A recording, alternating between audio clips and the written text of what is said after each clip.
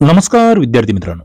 मित्रांनो, आपलं सर्वांचं या ठिकाणी स्वागत आहे. आपण राज्यसेवा मुख्य 2022 चा पेपर या ठिकाणी बघतोय. 2022 चा हा GS2 चा पेपर या ठिकाणी आहे, अर्थात पॉलिटीचा हा पेपर आहे.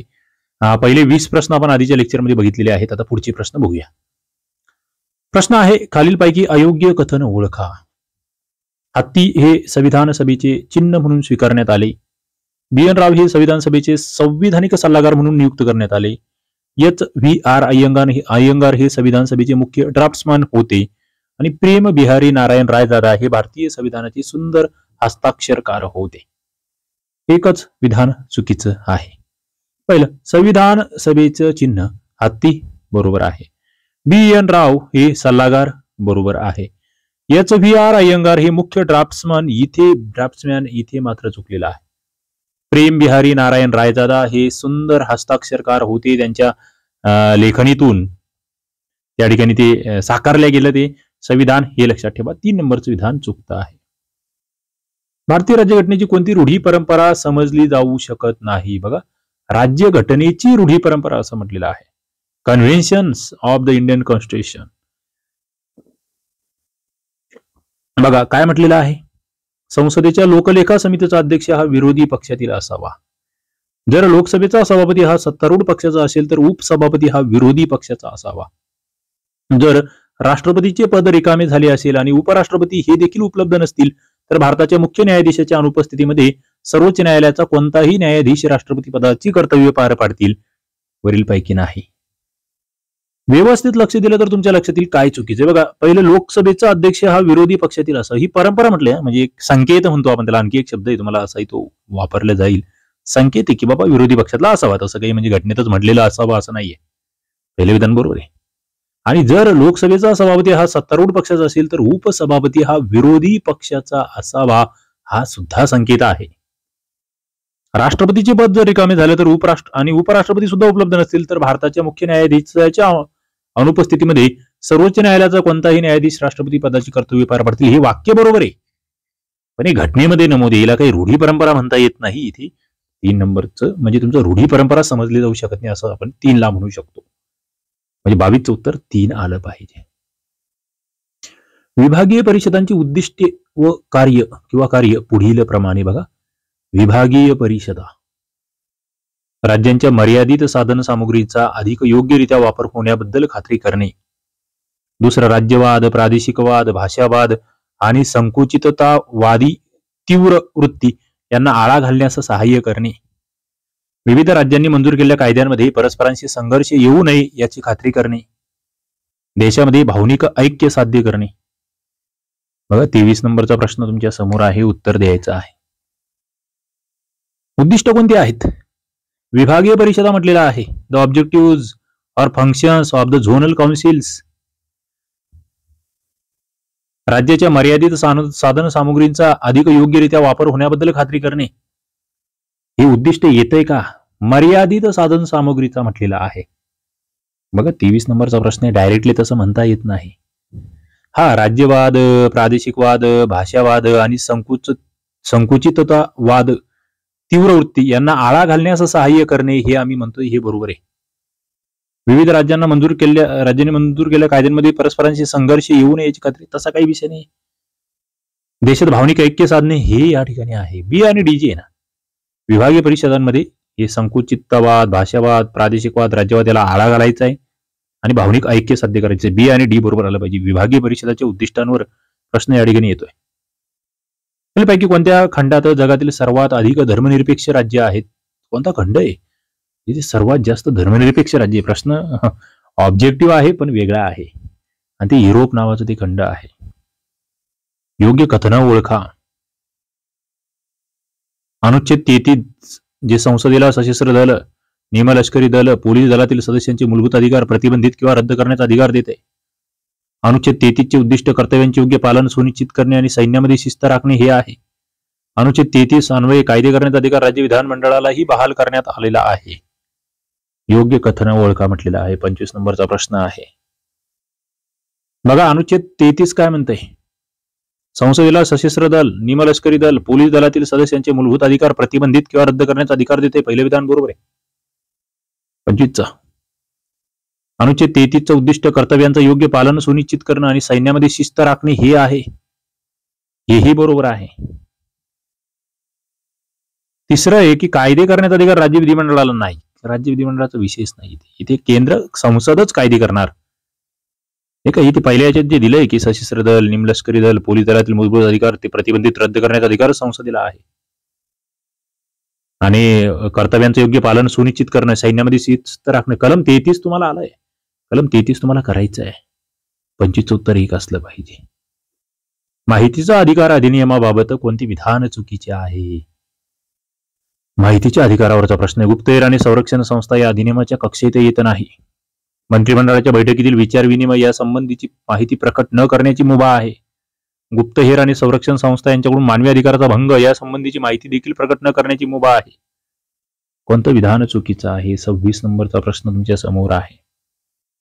पहिलं, गुप्तहेर आणि संरक्षण संस्था जे आहे त्या या अधिनियमाच्या कक्षेत येत नाही, हे विधान बरोबर आहे. मंत्रिमंडळाच्या बैठकीतील विचारविनिमय या संबंधीची माहिती प्रकट न करण्याची मुभा आहे. मंत्रिमंडळाची बैठक झाली बाबा, तिथे काय विचारविनिमय झाली ते प्रकट न करण्याची मुभा आहे, हे बरोबर आहे. कारण ते तुम्ही बाहेर सांगितलंच पाहिजे असं काही नाहीये. गुप्तचर आणि संरक्षण संस्था यांच्याकडून मानवी अधिकाराचा भंग या संबंधीची माहिती देखील प्रकट न करण्याची मुभा नाही, इथे चुकतंय. ही माहिती प्रकट करावी लागेल कारण मानवी अधिकाराशी संबंधित आहे ते. इथे जे न हा शब्द वापरला नाही याने हे चुकवलंय. तिसरं विधान चुकीचं आहे. 26चं उत्तर 3 आलं पाहिजे. भारतीय राज्यघटनेच्या अनुच्छेद 124(4) नुसार सर्वोच्च न्यायालयाच्या अथवा उच्च न्यायालयाच्या न्यायाधीश पदावरून दूर करण्यासाठी टिंबटिंब कारणे असू शकतात. 27 नंबरचा प्रश्न तुमच्या समोर आहे. घटनाभंग, सिद्ध झालेले गैरवर्तन, दिवाळखोरी, अकार्यक्षमता, भ्रष्टाचाराचे आरोप. बघा, सर्वोच्च न्यायालय किंवा उच्च न्यायालयाच्या न्यायाधीशांना पदावरून कधी दूर केलं जाईल? कलम 124(4) मध्ये काय सांगितलेलं आहे? घटनाभंगाचा विषय तिथे नाहीये. तिथे सिद्ध झालेलं गैरवर्तन आहे. तिथे अकार्यक्षमता आहे, दिवाळखोरी नाही, भ्रष्टाचाराचे आरोप नाही, सिद्ध झालेले गैरवर्तन आणि अकार्यक्षमता. लिहून घ्या, मुद्दे नोट डाऊन करत चला. किती म्हणजे तुम्हाला सूक्ष्मपणे या ठिकाणी अभ्यास करायचा आहे ते लक्षात घ्या. कोणतं विधान चुकीचं आहे? पुन्हा एकदा न्यायव्यवस्थेबद्दलचं विधान आहे. न्यायालयीन पुनर्विलोकन, ज्युडिशियल रिव्ह्यू आपण ज्याला म्हणतो आहे, हा शब्दप्रयोग भारतीय राज्यघटनेमध्ये कुठेही वापरलेला नाही असं म्हटलंय. न्यायालयीन पुनर्विलोकन, भारतातील सर्वोच्च न्यायालयाला न्यायालयीन पुनर्विलोकनाचा अधिकार राज्यघटनेकडून मिळालेला आहे असं म्हटलंय. अमेरिकेतील सर्वोच्च न्यायालयाला न्यायालयीन पुनर्विलोकनाचा अधिकार राज्यघटनेकडून मिळालेला आहे. आणि जपानच्या सर्वोच्च न्यायालयाला हा प्रत्यक्ष राज्यघटनेकडून मिळालेला आहे. म्हणजे भारत, अमेरिका, जपान 3 देशांची या ठिकाणी तुलना आहे. चुकतंय काय? पहिला मुद्दा, भारतीय राज्यघटनेमध्ये न्यायालयीन पुनर्विलोकन हा शब्द कुठेही वापरलेला नाही, हे विधान बरोबर आहे. भारतातील सर्वोच्च न्यायालयाला हा राज्यघटनेकडून भेटलेला अधिकार आहे, अगदी बरोबर आहे. आता अमेरिकेतील सर्वोच्च न्यायालयाला हा अधिकार राज्यघटनेकडून मिळालेला आहे, हे विधान मात्र चुकीचं आहे. अमेरिकेच्या बाबतीत हे विधान चुकतंय. का चुकतंय? जपानमध्ये प्रत्यक्ष राज्यघटनेकडून मिळालेला आहे, हेही म्हटलेलं आहे. 28चं उत्तर 3 येत आहे. पुढे जातोय. महादायी जलविवाद न्यायाधिकरण 2010 कोणत्या राज्यांचा समावेश आहे? बघा, महादायी जलविवाद न्यायाधिकरण, महादायी वॉटर डिस्प्यूट ट्रिब्युनल आपण ज्याला म्हणतोय. कोणते राज्य? त्यामध्ये गोवा, कर्नाटक, मध्य प्रदेश, आंध्र, महाराष्ट्र. त्यामध्ये गोवा आहे, त्यामध्ये कर्नाटक आहे, त्यामध्ये महाराष्ट्र आहे. मध्य प्रदेश आणि आंध्र प्रदेश त्यामध्ये नाहीये. गोवा, कर्नाटक आणि महाराष्ट्र. 29चं उत्तर 4 आलं पाहिजे. पुढे जातोय आपण. खालीलपैकी कोणती शिफारस राजमन्नार समितीने केलेली नाही? बघा, राजमन्नार कमिटी, आंतरराज्य परिषदेची स्थापना, वित्त आयोग ही कायमस्वरूपी संस्था, अखिल भारतीय सेवा रद्द करण्यात याव्यात, राज्यसभेला लोकसभे एवढे अधिकार देण्यात यावेत. Rajamannar committee. Which of the following recommendation is not recommended by Rajamannar committee? कमिट्यांवर प्रश्न आहे. बघा, पहिलं, आंतरराज्य परिषदेची स्थापना ही राजमन्नार कमिटीची शिफारस आहे. वित्त आयोग ही कायमस्वरूपी संस्था असावी, तेच म्हटले. अखिल भारतीय सेवा रद्द करण्यात याव्या, राजमन्नार कमिटीच म्हटली. राज्यसभेला लोकसभे एवढे अधिकार देण्यात यावी, ही मात्र त्या ठिकाणची शिफारस नाहीये. राजमन्नार कमिटी, आंतरराज्य परिषद, वित्त आयोग कायमस्वरूपी, अखिल भारतीय सेवा रद्द, 3 शिफारसी. खालीलपैकी कोणतं विधान हे चुकीचं आहे असं म्हटलेलं आहे? चुकीचं विधान. वैधानिक अधिकारांच्या विभागणीपेक्षा कार्यकारी अधिकारांची केंद्र व राज्यातील विभागणी अधिक गुंतागुंतीची आहे. लेजिस्लेटिव्ह पॉवर्स आणि एक्झिक्युटिव्ह पॉवर्स. वैधानिक अधिकारांपेक्षा कार्यकारी अधिकाराची विभागणी गुंतागुंतीची आहे. हिंदी भाषेच्या विकासाची खात्री करण्यासाठी केंद्र शासनाला राज्य सरकारांना निर्देश देण्याचे अधिकार आहेत. हिंदी भाषेच्या विकासाची खात्री करण्यासाठी म्हटलेलं आहे. पुढे वैधानिक अधिकारांबाबत केंद्र आणि राज्य यांनी एकमेकांच्या संमतीने एकमेकांच्या निवडक अधिकार क्षेत्रावर अतिक्रमण करणे योग्य नाही, परंतु हेच कार्यकारी अधिकाराबाबत शक्य आहे. बघा 31 नंबरचा प्रश्न तुमच्या समोर आहे. चुकीचं काय आहे? वरीलपैकी एकही नाही. वैधानिक अधिकारांच्या विभागणीपेक्षा कार्यकारी अधिकारांची विभागणी अधिक गुंतागुंतीची आहे. पहिलं विधान बरोबर आहे. हिंदी भाषेच्या विकासाची खात्री करण्यासाठी केंद्र सरकार शासनाला राज्य सरकारांना निर्देश देण्याचे अधिकार आहे. हे विधानही बरोबर आहे. वैधानिक अधिकाराबद्दल केंद्र व राज्य यांनी एकमेकांच्या संमतीने एकमेकांच्या निवडक अधिकार क्षेत्रावर अतिक्रमण करणे योग्य नाही आणि हेच कार्यकारी अधिकाराबाबत योग्य आहे. म्हणजे एकमेकांमध्ये तुम्ही ते अतिक्रमण नाही करू शकत. राज्य केंद्र वैधानिक मध्ये लेजिस्लेटिव्ह मध्ये. चुकीचं काय? एकही चुकीचं नाही. उत्तर 4 आलं पाहिजे 31चं. बघा वैधानिक अधिकार कार्यकारी अधिकार यांच्यामध्ये फरक. कोणतं वैशिष्ट्य आहे ते भारतीय संघराज्य आणि अमेरिका संघराज्य या दोघांसाठी समान आहे. Which of the following is a feature common to both the Indian Federation and American Federation? संविधानाचा अर्थ लावण्यासाठी फेडरल सर्वोच्च न्यायालय, दुहेरी न्यायव्यवस्था, अविनाशी राज्यांचा अविनाशी संघ, एकात्मिक निवडणूक यंत्रणा काय समान आहे आपल्याकडे आणि अमेरिकेकडे? संविधानाचा अर्थ लावण्यासाठी फेडरल सर्वोच्च न्यायालय ही दोन्हीकडे समान आहे. 32चं 1 फेडरल सर्वोच्च न्यायालय.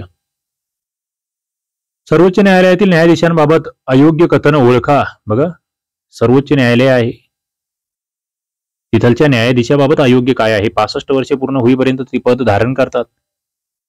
ते राष्ट्रपतींना पत्र लिहून आपल्या पदाचा राजीनामा देऊ शकतात. लोकसभेच्या शिफारशीनुसार राष्ट्रपती त्यांना त्यांच्या पदावरून पदच्युत करू शकतात. 100 सदस्यांच्या लोकसभेबाबत किंवा 50 सदस्यांच्या राज्यसभेबाबत स्वाक्षरीने सर्वोच्च न्यायालयाच्या न्यायाधीशांना पदच्युतीचा ठराव अध्यक्षांना सभापतींना दिला जातो. अयोग्य काय आहे? 33 नंबरचा प्रश्न आहे. पहिलं वयाची 65 वर्षे पूर्ण होईपर्यंत ते पद धारण करतायत. राष्ट्रपतींना पत्र लिहून ते आपल्या पदाचा राजीनामा देऊ शकतात. हे दोन्ही विधान तर बरोबर आहे सर्वोच्च न्यायालयाच्या न्यायाधीशांबाबत.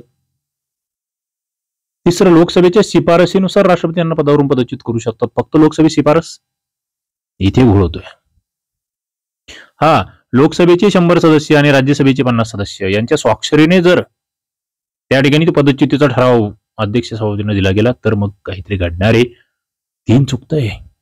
सर्वोच्च न्यायालयाच्या न्यायाधीशांबद्दल आपण बोलतोय, जज ऑफ सुप्रीम कोर्ट. पुढे राज्य सूचीमध्ये समाविष्ट असलेल्या विषयाबाबत संसदेला अधिकार आहे. खालीलपैकी कोणता कायदा संसदेने 2 किंवा अधिक घटक राज्यांच्या संमतीशिवाय मंजूर केलेला आहे? बघा राज्य सूचीमध्ये समाविष्ट असलेले विषय संसदेला अधिकार. कोणता कायदा जो संसदेने 2 किंवा अधिक घटक राज्यांच्या संमतीशिवाय मंजूर केला? आपला आपणच मंजूर करून घेतला. कोणत्या कायद्याबद्दल असं घडलं होतं? बक्षीस स्पर्धा कायदा 55, नागरी जमीन मर्यादा आणि नियंत्रण कायदा 76, अपहरण विरोधी कायदा 1982, जल कायदा 1974. अपहरण विरोधी कायदा 1982 आपण त्याला म्हणतोय. अपहरण विरोधी कायदा 1982. खालील विधान विचारात घ्या. अनुच्छेद 361 नुसार राज्यपाल आपल्या पदाच्या अधिकाराच्या वापराबद्दल आणि कर्तव्याच्या पालनाबद्दल केलेल्या कृतीबद्दल कोणत्या न्यायालयाला उत्तरदायी असणार नाही? राज्यपाल आपल्या पदावर जोपर्यंत आहे तोपर्यंत त्यांच्या विरुद्ध कोणत्याही स्वरूपाची फौजदारी कार्यवाही करता येणार नाही अथवा चालू ठेवता येणार नाही.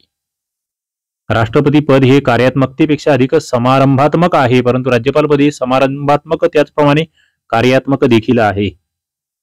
35 नंबरचा प्रश्न तुमच्या समोर आहे. तुम्हाला बरोबर विधान ओळखायचे आहे. पहिलं कलम 361 नुसार राज्यपाल आपल्या पदाच्या अधिकाराच्या वापराबद्दल आणि कर्तव्याच्या पालनाबद्दल केलेल्या कृतीबद्दल कोणत्या न्यायालयाला उत्तरदायी असणार नाही. अगदी बरोबर आहे. राज्यपालाचे जे काही अधिकार आहे, कर्तव्य आहे, त्यांचं पालन आहे, कोणत्या न्यायालयाला उत्तरदायी नाहीये. जोपर्यंत ते पदावर आहे तोपर्यंत त्यांच्या विरुद्ध कोणती फौजदारी कार्यवाही करता येणार नाही किंवा चालू ठेवता येणार नाही. राष्ट्रपती पद हे कार्यात्मकतेपेक्षा अधिक समारंभात्मक आहे आणि राज्यपाल पद हे मात्र समारंभात्मक आणि कार्यात्मक देखील आहे. म्हणजे बघा त्या लेव्हलला जर बघितलं तर राष्ट्रपती पदापेक्षा राज्यपाल पदाला जास्त या ठिकाणी पॉवर आहेत हे लक्षात येते आपल्याला. तर राष्ट्रपती पदाबद्दल काय सांगितलं की ते समारंभात्मक जास्त आहे, मात्र राज्यपालाचं हे समारंभात्मक सुद्धा आहे आणि कार्यात्मक सुद्धा आहे. म्हणजे राज्यपालांना बऱ्याचशा पॉवर त्यांच्या लेवलवर राष्ट्रपतींच्या तुलनेत जास्त आहे हे लक्षात घ्या. 35 नंबरचा प्रश्न आहे, उत्तर 3 आलं पाहिजे. NAAC नॅक म्हणतो आपण त्याला, राष्ट्रीय मूल्यांकन व मान्यता परिषद, त्याच्याबद्दल विधान विचारात घ्या. नॅक बद्दल. नॅकची स्थापना 1994 साली झाली. ती संविधानात्मक संस्था आहे. विद्यापीठ अनुदान आयोग तिला निधी देतो. त्याचे मुख्यालय नवी दिल्ली येथे आहे. 36 नंबरचा प्रश्न तुमच्या समोर आहे. बघा नॅक उत्तर द्यायचंय. 1994 ला स्थापना होती नॅकची. ती संविधानात्मक संस्था आहे. इथे विधान चुकतंय. विद्यापीठ अनुदान आयोग तिला निधी देतो, हे विधान बरोबर आहे. विद्यापीठ आयोग अनुदान आयोगाच्या अंतर्गत ते आहे आणि त्याचं मुख्यालय दिल्ली आहे. नॅक मध्ये इथे चुकतंय. 36चं मुख्यालय कुठे नॅकचं जरा सदा शोधा, सर्च करा. ती संविधानात्मक आहे का, संविधानामध्ये तिचा उल्लेख आहे का, नाहीये. ए आणि सी. 94ची आहे. विद्यापीठ अनुदान आयोगाचा निधी आहे. बरोबर. योग्य विधान ओळखा. 2022च्या गोवा विधानसभा निवडणुकीत भाजपला 20 जागा मिळाल्या.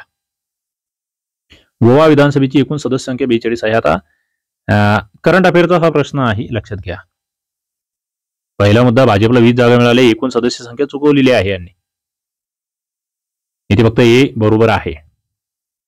मग एकूण सदस्य संख्या किती गोवा विधानसभेची?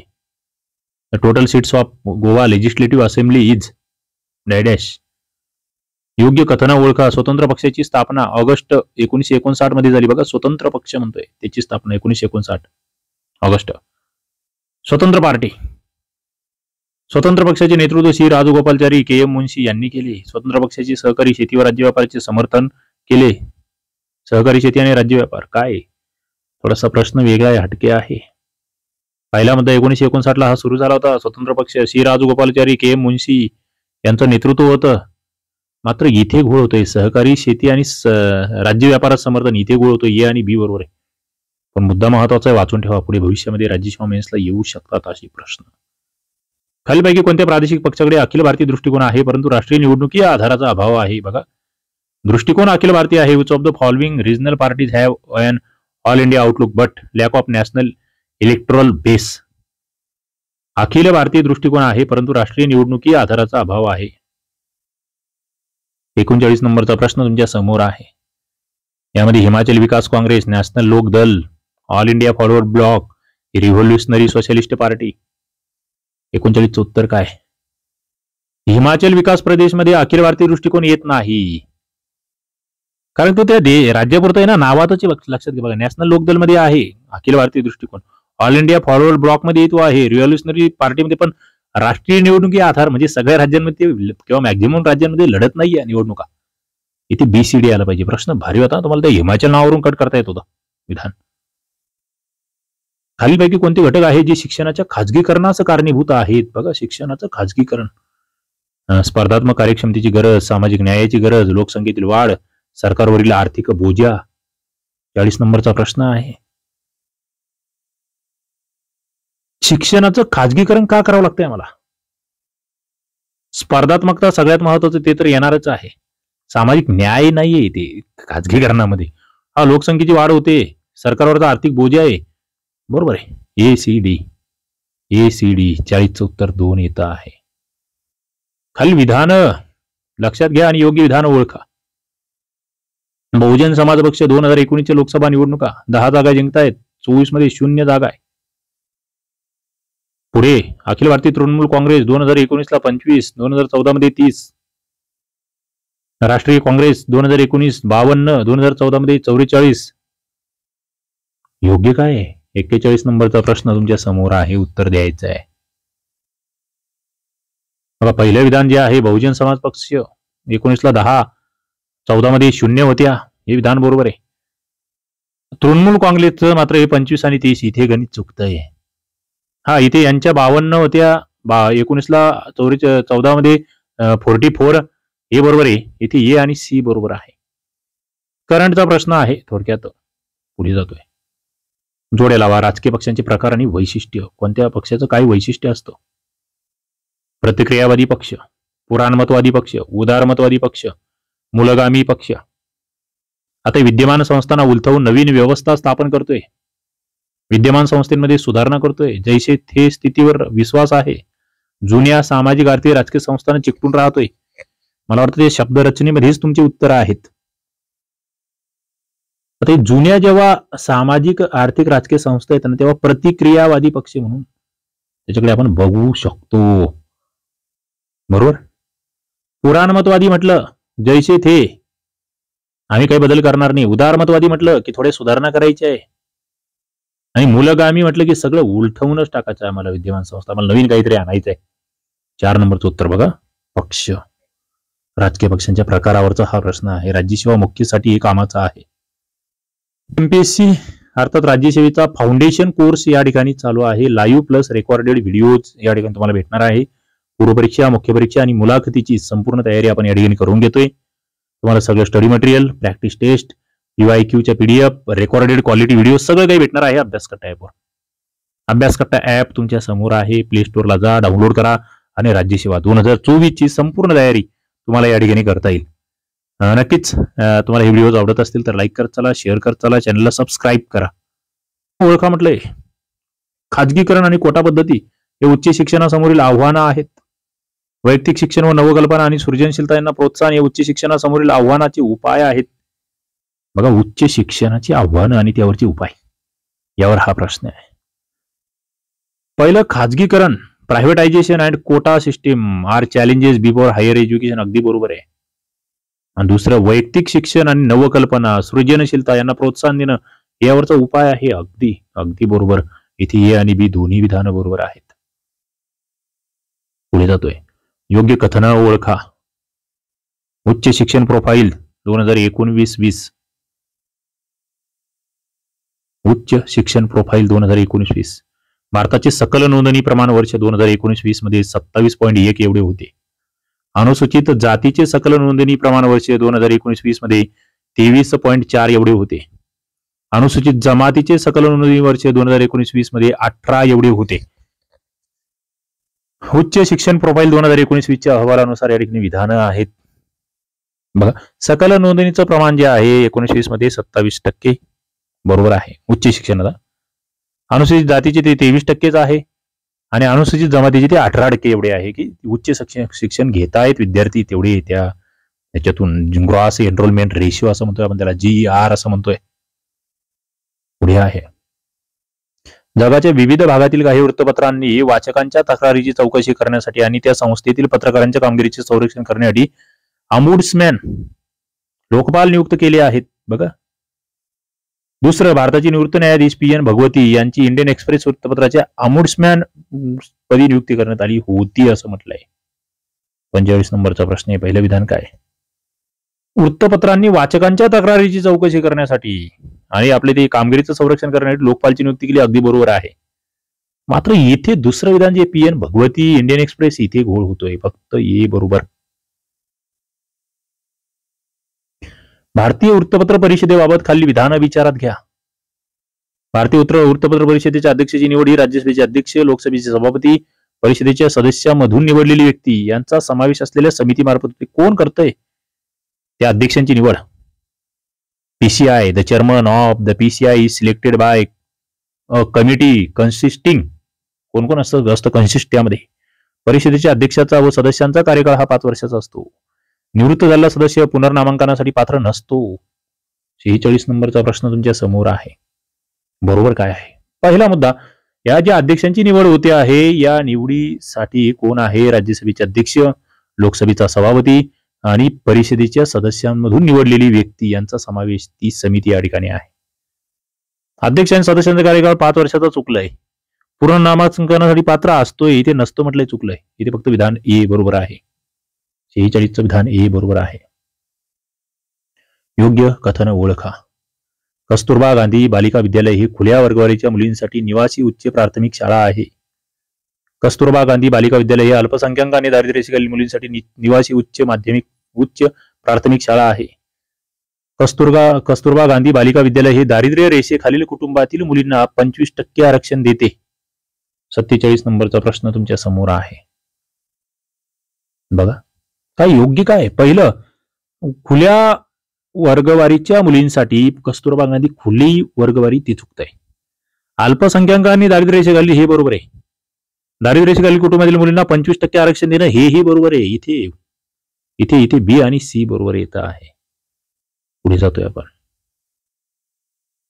योग्य कथन ओळखा.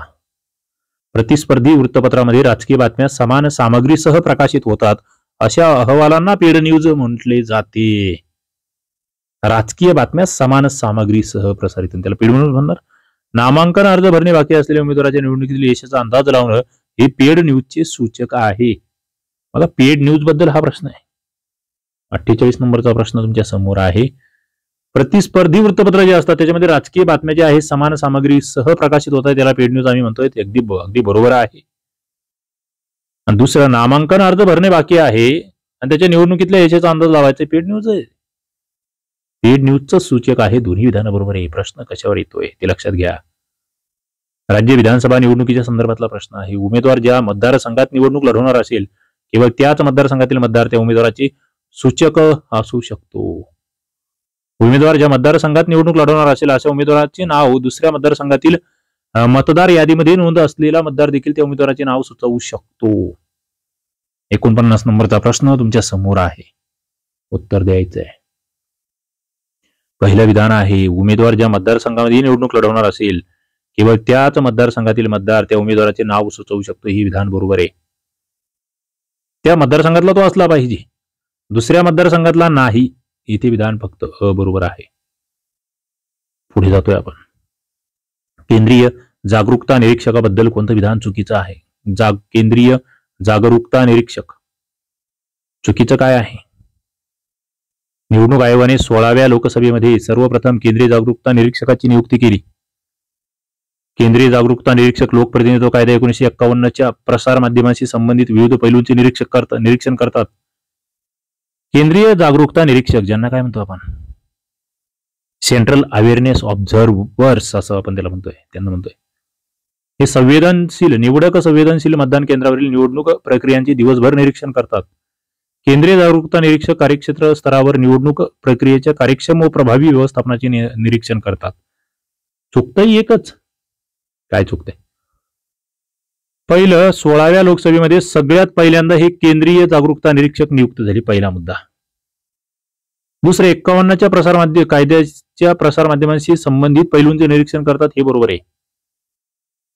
ते निवडक संवेदनशील मतदान केंद्रावरील निवडणूक, तसं निवडक हा शब्द इथे चुकतोय. आणि कार्यक्षेत्र स्तरावर निवडणूक प्रक्रियेच्या कार्यक्षम आणि प्रभावी व्यवस्थापनाचे निरीक्षण करतात. हे विधान बरोबर आहे. तिसरं चुकतंय. मित्रांनो, अशा पद्धतीने आपण या ठिकाणी 50व्या प्रश्नापर्यंत आलेलो आहे. पुढचे प्रश्न आपण पुढच्या लेक्चर्समध्ये घेणार आहोत. लहान लहान पार्टमध्ये आपण पुढे जातोय. ज्या मित्रांना राज्यसेवा मेन्स द्यायचे आहेत त्यांच्यासाठी मला वाटतं अभ्यास कट्टा बेस्ट आहे. 2024ची आपण तयारी हळूहळू पुढे घेऊन जाणार आहे. बेसिक पासून सगळे PYQ आणि इतर बेसिक लेक्चर सगळं काही तुम्हाला अभ्यास कट्टा ॲपवर भेटणार आहे.